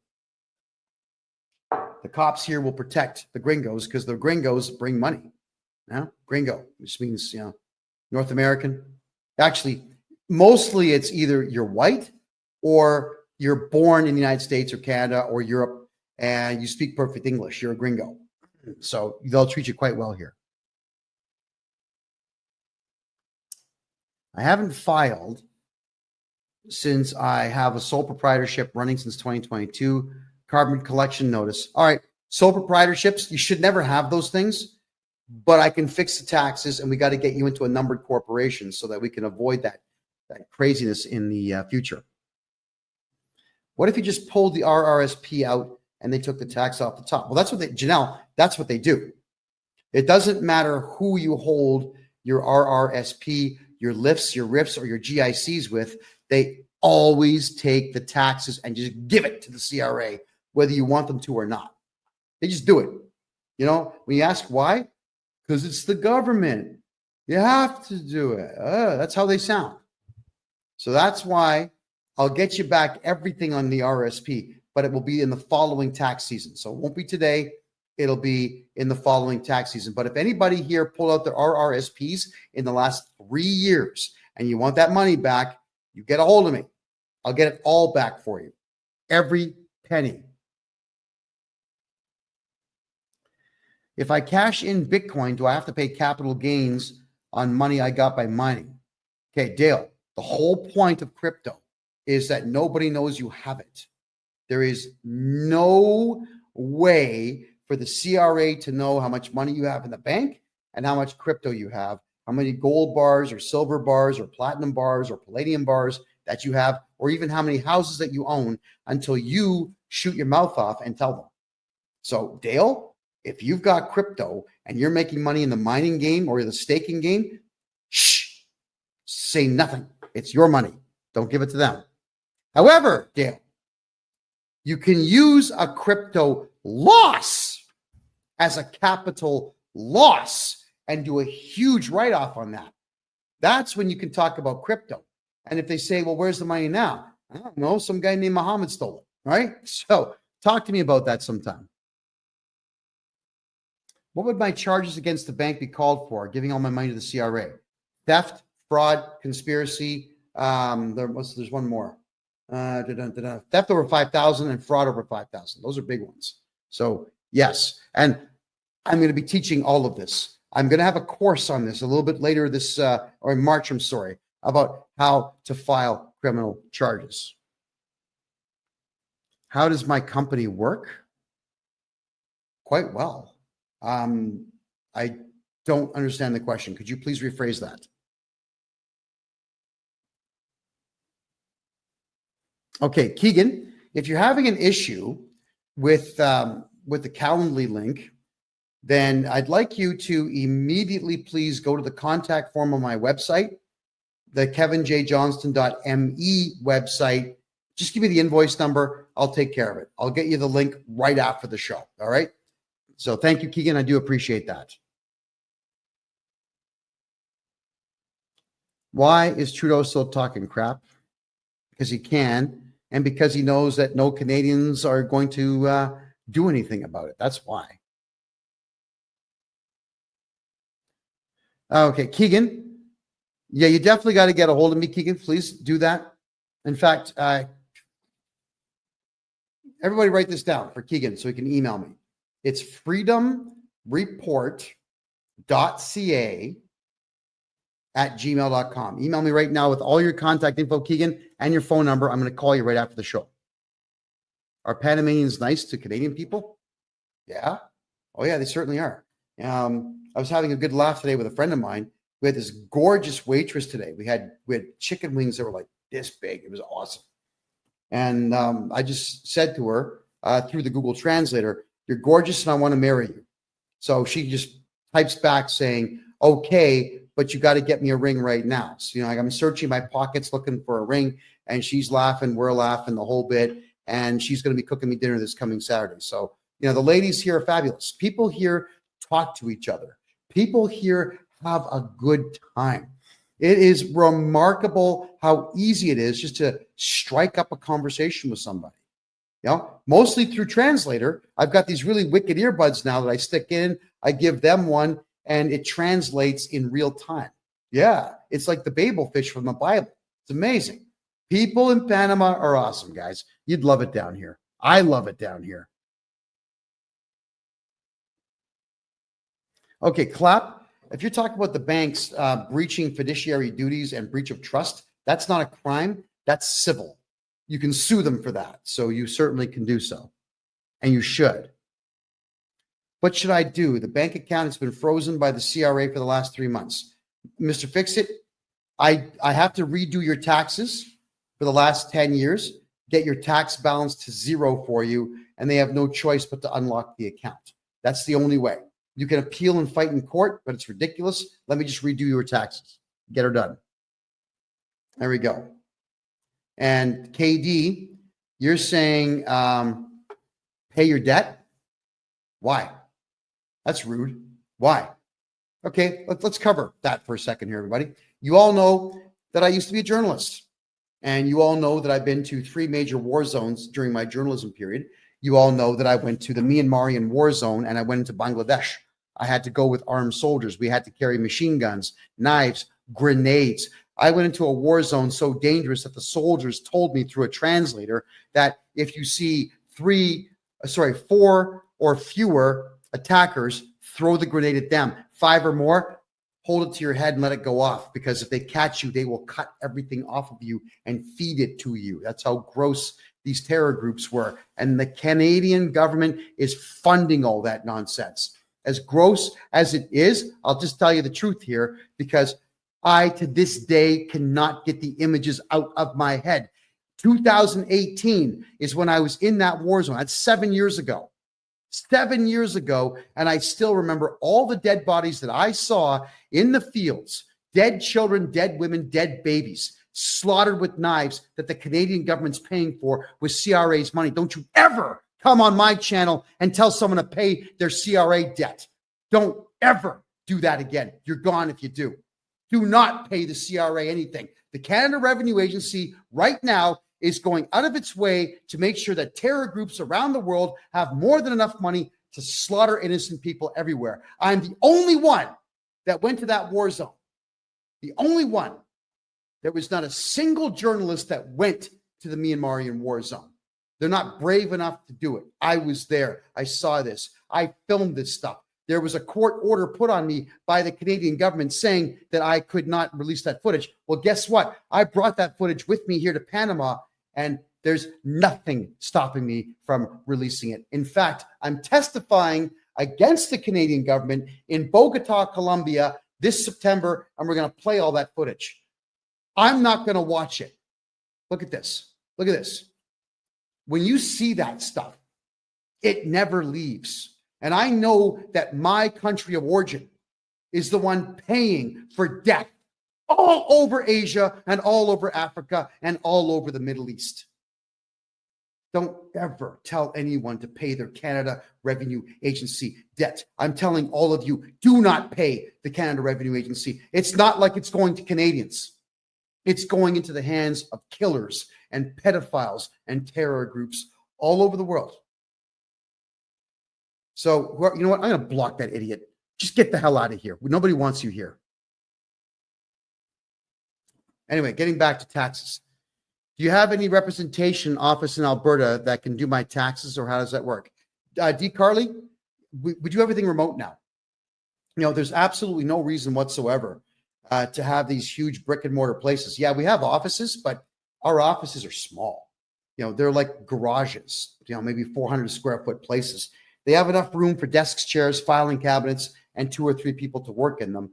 Everything that we do is on screens. I've got the laptop here. I've got the phone here. I've got a second phone here. I've got a third phone over here. And I've got 2 monitors on a wall in front of me here where I can see everybody at the same time. Like, we're all connected all day long. We don't need it. And it's really, really, really efficient for me that way, because I don't have to be in Canada, a place you all know that I couldn't wait to leave. So I just can't stand the politics there. With me being in Panama, I am calm, I'm cool, I'm collected, I'm healthy, better diet. Look how clean my skin is just by eating food that there's no drugs in my system at all. I don't need all kinds of makeup and whatnot to keep this expression going. It's a matter of good food. I'm just healthy. My blood pressure is perfect. My blood counts are perfect. Yeah, I'm happy all the time. Why would I want to be there? I'm going to do everything remote. So get a hold of me on the website and we'll take care of all your taxes there. My CPA is in Ontario. My lawyers are in Ontario. Some of my team are in Vancouver and some of my team are in Alberta. We don't need to all be in the same place at the same time. It would be nice, but it's completely unnecessary. What does it cost for you to write a letter to the CRA? There's a couple different price points on that. It's either $350, $500, or $950, depending on the complexity of the case. So get a hold of me if you want that done. All right. Let me just check the Facebook chat rooms here. All right. What do I think of Vancouver? What, the city? That would be an all-day thing. I'm not going to bother answering that one. just let you know that I'm extremely disappointed in its downfall. It's not worth going to at all. Alrighty. Question. As you know, I just finished getting out of a bankruptcy. Does my bankruptcy guy have to file my taxes this year since he finalized it all? No. And if the bankruptcy wasn't huge, like millions of dollars or hundreds of thousands of dollars, we could actually reverse the bankruptcy. Bankruptcies are not the first choice. They're always the last choice. There's so many ways to win with taxes and debt that bankruptcy should always be the absolute last thing, because it is a nuisance to get through. But anyone can do your taxes afterwards. Hopefully, I'm going to be your tax guy. Okay, here's a good point. I asked Grok on X if I have to, but and it says no, but my bankruptcy guy says they have to. I signed their document that says they would do it. Okay. Every trustee and bankruptcy professional in Canada is a lying loser. Stay away from them. They don't work for you. They work for the CRA. So it's a bad idea for anybody to get involved with these people. Just don't do it. And as for consumer proposals, bad idea. Why? Because it doesn't improve your credit rating, and you still owe the money.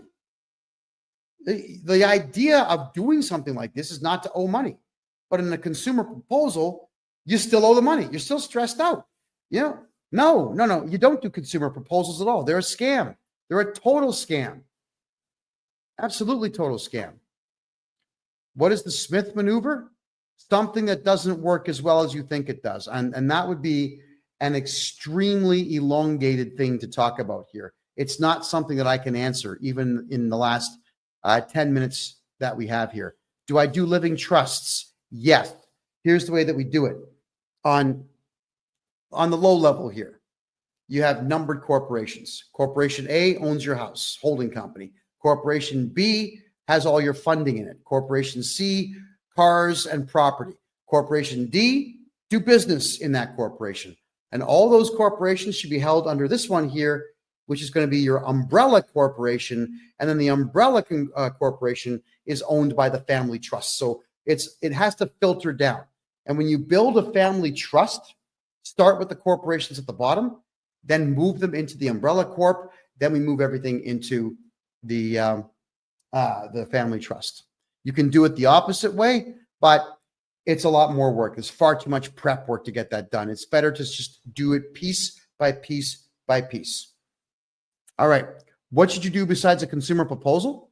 Well, if it's taxes, hire me and I'll get your tax bill to zero. If it's credit cards, we can always negotiate a better price for them. Or if it's credit cards, knowing that you can't do prison time, and if you don't care about the credit card ever being useful again, you can simply just walk away from it if you like. There's nothing stopping you from doing so. Consumer proposals means that your credit cards will no longer work, your lines of credit are no longer accessible, and you still owe the money.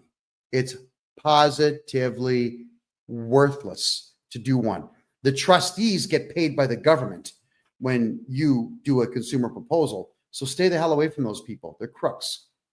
Do you have courses or classes we can take to learn how to set up and run corporations if we wanted to do business that way? Petra, yes. Starting March, the last Wednesday of every March at 8 p.m. Eastern time, all year long, which is going to be 5 p.m. Pacific time and something like 7 p.m. Eastern time, or sorry, Atlantic time. It's going to be right in the middle so everyone can be there for it. It's going to be a membership fee of $25 a month where you can come in and learn this stuff. It's going to be a private closed circuit meeting where everybody's on Zoom. You listen to what I say for an hour, and then we have a discussion, questions. That's how we're going to be doing it. Also, we're looking into the law right now. Right? I've got a meeting at the lottery head office, the Lotteria office here in Panama, to find out if it's legal for me to give away money to Canadians and Americans from Panama. We think it is, and the 3 people I've spoken to at the Lottery Corporation here in Panama say it is, but we got to make sure. Because if it is, everybody who joins up for that $25 per month fee is going to get a chance to win cash. All right, we're going to start giving away cash on this show come September. So we have big plans for what we're doing here. That my good fortune is your good fortune. I'm having a blast doing what I'm doing in the tax realm here for Canadians and for some American folks as well. So we're going to give back by giving away a bit of dough. Here we go. Can I assist you in British Columbia? I can assist you everywhere. It's just that Quebec is excessively difficult in some cases. There are some things in Quebec I can't fix because Quebec is a messed up place. But everywhere else, 100% yes. Am I able to set up a trust for crypto assets and capital gains? Yes, but you still should not be talking about crypto anyway. If you've got it, shh. So long as you shh forever, they don't know you have it. And if they call you and say, well, we're going to audit you, you call me and I get rid of the auditor and I ban them from communicating with you ever again. And if they do communicate with you, we charge them criminally. Just if you have crypto and gold and silver and stocks and bonds and debentures, and if you've got dividends coming in from investments all over the world, just shut up about them. Stop talking about what you have and you're going to be fine. All right. Keep it. It's yours. The CRA didn't earn it. You did. All righty. Next. All right. So Petra, yeah, you'd love Panama. This place is absolutely remarkable. I'm excessively happy here. D. Carly says, my wife received CERB in 2019, didn't do our taxes for 4 years. Now we've got huge penalties. Okay, D. Carly, I'll just redo your taxes for those 4 years. The reason that they put penalties on is because you didn't do your taxes, and they know that if they just guess and throw a big number at you, that's going to be your incentive to get your taxes done. So let me do your taxes and I'll get your tax bill to zero because that's what I do. If we need to cash out crypto, what do we do with it? Take the money and run. Shh, quiet. Don't say a word. How do you think the CRA is going to know you cashed out crypto? Do you think that they are looking at everybody's crypto accounts? Do you think that the Canada Revenue Agency even understands what crypto is and how it works? They're idiots. They hired 30,000 diversity, equity, and inclusion losers from crappy third world countries with intelligence quotients of less than 75. These people know nothing. Keep your crypto and keep quiet about it. Okay, just checking here. Thank you. How soon could you set up a consultation with me? Right now. Just go in and buy one right now. And Calendly will kick in and tell you what dates I've got available. My name, KevinJJohnston.com. There you go. Bobster, even if the exchanges tell the CRA about it, if I'm your tax guy, they're not going to do anything about it. Now, I know how to get rid of all this capital gains nonsense out there on crypto, houses, on gold, on even collector cars or modern art or whatever it is you're buying. If there's going to be a capital gain on there, I'm getting rid of it for you. The CRA can't stop me from doing what I'm doing because it's all legal what I do. All I'm doing is using their own rules to defeat them. And they don't like that because they throw all these clauses of the Excise Tax Act that they're relying on. So I throw back 3 times the number, all of them that suit me. You know, too bad.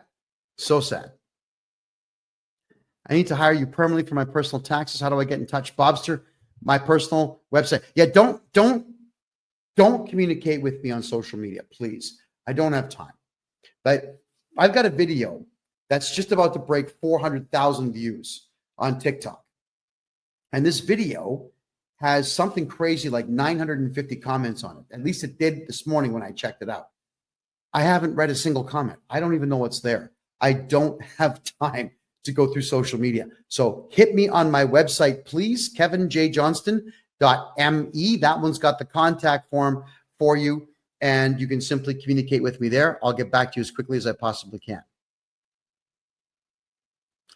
If I buy my house, am I going to have to pay capital gains? Not if I'm your tax guy. Absolutely not. There's no such thing as capital gains if this guy is your tax guy. Alrighty. Now we're down to our last 4 minutes here, everybody. So I'll take a couple of more quick questions here, and then we'll draw our conclusions for the night and part ways for another week. As always, this show is going to repeat itself on Thursday night. It will repeat itself live all the way through until the following Tuesday. So on Rumble, you can always watch the repeat of this show. It plays for four straight days after we're done. And for those who miss the old podcast, the old political podcast I used to do on Wednesdays, two of my co-hosts from the old show have decided to create their own show. It's called The Lounge. That's every Wednesday at 8 p.m. Eastern time. They talk for an hour, maybe two, about politics. And one of them, Ed Janusek, is in Argentina right now. And he told me that I would need to deliberately blind myself before I go because the women are so beautiful that you might walk in front of a bus not paying attention. Good for him. He seems very happy in Argentina. There we go. All righty. Thank you, Keegan. I appreciate that. D. Carly says, we've done our taxes and now we're paying a $35,000 bill to the CRA. Can I help? Yes. I'll get rid of it. I'll get rid of that tax debt. It's not even a debt. It's just a number they made up. Right? That's the thing with the CRA. They just make stuff up. Assessments and reassessments. It's a guess. It's a wild guess. They don't know what you owe. They just lie to you. It's all that they do. All right, everyone. We're going to draw our conclusions here. We're down to our last 2.5 minutes. In Canada, everything that you put on a tax return is voluntary. It's completely voluntary. The only mandatory thing that you have to do in Canada, and even that is only a suggestion, is you fill out a tax return. If you don't know your numbers, fine. Put your name and social insurance number at the top, sign the bottom, don't put any numbers on it, and mail it in. And now you have met your legal obligations. The CRA will assess it, but then you contact me and we can appeal it, and then we can do your taxes. All right? We want to make sure that each and every one of you knows your rights. And you've got the right to remain silent, so don't talk to the CRA. Have me become your tax guy and your legal agent so that I talk to them and not you, because they're always fishing for information. That's just how it works. The CRA knows nothing about you until you tell them. Because like I said earlier, they've got a bunch of morons working for them. They are not intelligent people at all. In fact, they all hate each other who work for the CRA because they've taken 100 different cultures and threw them all in the same offices and said, here you go, get along. Well, we know that doesn't work. So let them argue with each other and let us do your taxes for you so that we can get you back everything that they've taken from you. All right, so get a hold of me, folks. Joseph, thank you for the rose. Greatly appreciate that. My name's Kevin J. Johnston, everybody. I am formerly a journalist, and I am now Canada's #1 tax guy. Yes, I am Canada's biggest mouth. This yap never stops moving, and it always is going to tell you the truth as I know it to be about taxes, politics, money, finance, commerce, the whole 9 yards. Yes, I do live in Panama City now because I can't stand communist Canada. And yes, all of you can live a very good life here on an extremely low budget. This country has been very good to me. It's a beautiful place. I'll not be leaving anytime soon on any particular permanent basis. You got to check it out for yourselves. All right, everybody. This is the Tax and Money Show, episode number 51. Every Tuesday, 9 p.m. Eastern time is where you're going to find